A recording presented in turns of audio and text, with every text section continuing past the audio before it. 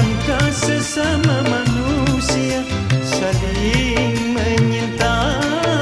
Kau umpama air, aku bagai minyaknya, bagaikan Kais dan Laila yang dimabuk cinta.